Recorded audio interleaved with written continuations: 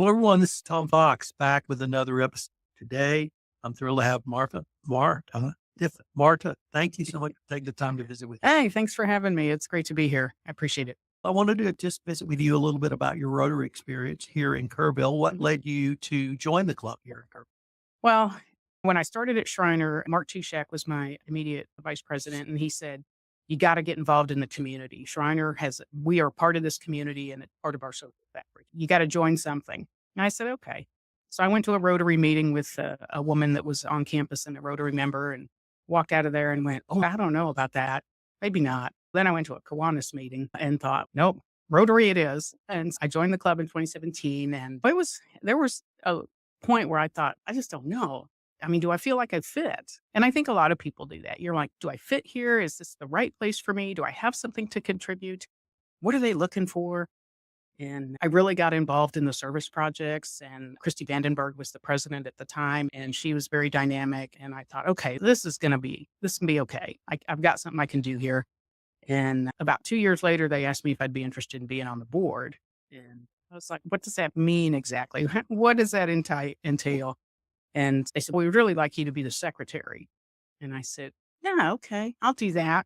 Little did I know that puts you in line for being the president 3 years later. Right. But I got to tell you, it's been a great experience. There's no organization that doesn't have some level of challenge, but between Rotary here locally, the district, and then the Rotary International, of course, which is global, the opportunities to really create meaningful difference and meaningful impact there's so many of them. There's so many ways that you can be part of that. And service above self is the motto for Rotary. And so many of us live that in our regular daily lives, whether we're part of a club or not. It's just something that's in our DNA. But Rotary acts like a force multiplier. And so what little I could do, you spread that out with 20 other people, and all of a sudden we're having a pretty significant impact. And I think it's something that my grandparents would be proud of. And I live a lot to make sure that my grandparents are proud of me and my parents. I lost both my parents last year, and that Rotary Club was a saving grace for me. These people were my family. When things were kind of dark, there were people there knocking on my door and calling me and letting me know that I was going to be okay. Um, those kind of connections, they're really important, I think, in today's world. And getting involved with, we've got veterans programming, we've got first responders programming, we've got children's programming. We try to do things to meet a need in this community. And I could not be more privileged to have served as their president this last year. What were two or three of your either most memorable moments, projects, or things that just as you've reflected back, and I'm sure you have over the past year, that have meant the most to you? One thing we did that was new this year that was met with a little bit of, are you sure? I wanted to support the Robotics Alliance. And we were talking before this started about rural initiatives and getting rural students involved in things. And I thought Rotary as a club does a lot for the stock show and rodeo. We've got a lot of kids from 4-H, and Rotary is involved in some of that. And I thought, well, what about these students over here that are interested in robotics and STEM things? That's a whole other opportunity.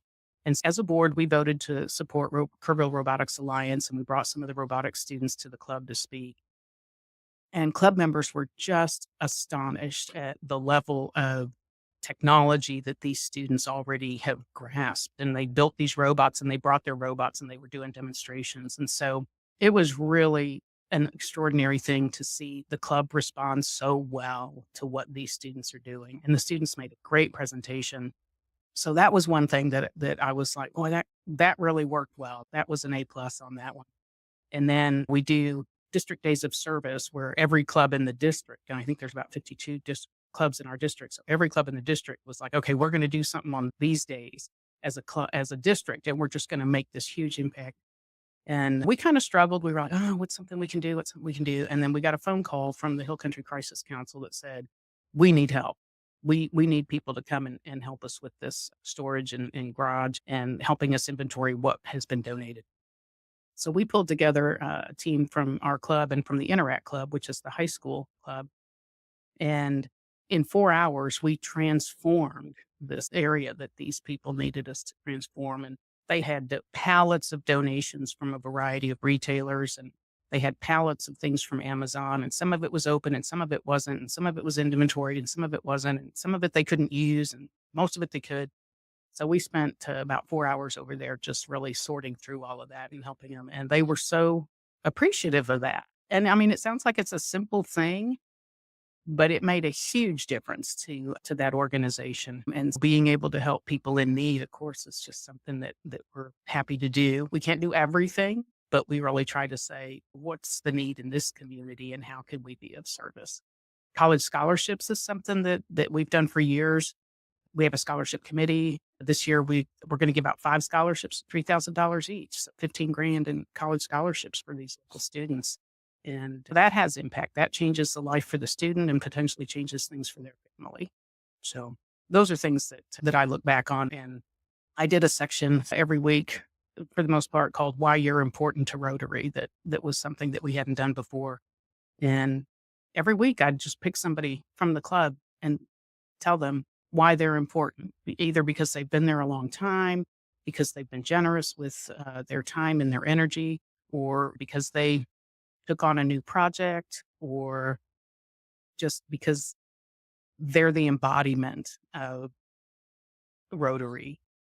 And so that was something to be able to recognize individuals through that process and let them know why I thought they were important. What's the role of the immediate past president at the Kerrville Club? So for immediate past president, I'm still on the board, but my main role is really to help the incoming president, which I certainly would be happy to do. But also in October, we will need to present a new slate of board members and board officers to the club. So that's my role. I work with the 4 other past presidents and the existing president to determine who's the slate and then make that presentation so that the board and the club have opportunities to weigh in on the people that have been nominated. I'm intrigued by the demographics of the club in terms of age. Mm-hmm. I'm not sure if I'm one of the younger members or not, but what would you say to the young business person at Kerrville or the young professional or just someone in their 20s and 30s? Why should they get involved with Rotary?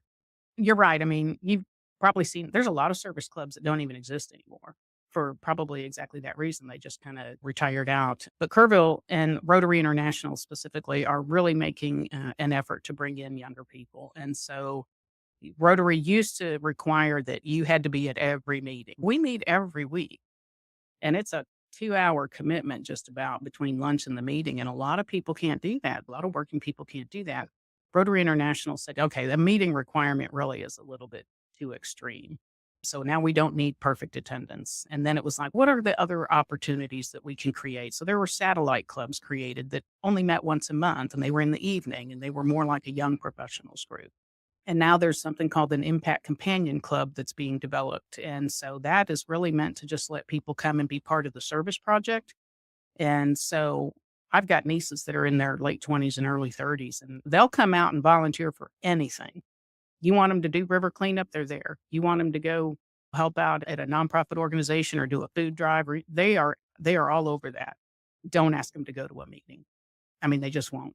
And so as we look at trying to expand the membership of our club, the reach of our club, the impact of our club, we have to build it in a way that somebody who's looking for service opportunities is going to feel like that's a great place for me to be and not have some of those other more stringent requirements. Marta, unfortunately, we're near the end of our time for this episode, but I did want to end by asking if anyone wanted more information on the Rotary Club of Kerrville, what would be the place for them to go? I would invite anybody to go ahead and come to a Wednesday meeting. We meet at the Croc every Wednesday. Lunch starts at about 11:30. Meeting starts at noon. We wrap up by 1. We also have a Kerrville website for our club that's kerrvillerotary.org. You can take a look at the website. You can see upcoming speakers. There's a list of all our board members. There's a way to contact us if you're interested in more information. There's a lot on that website that'll tell you a whole bunch about Rotary International and the role of our club. We also have a Facebook page that you can check out just to see what we're doing in the community. We do a lot of postings on Facebook. But they can always reach out to me. I'm mdiffen@shriner.edu, and that's my email address. And so certainly happy to have anybody come as my guest, come kick the tires, see if we're a place that resonates with you and your values. And I wanted to thank you again for taking the time to visit Mhm. with me. Well, happy to be here. Thank you, Tom. Appreciate you asking.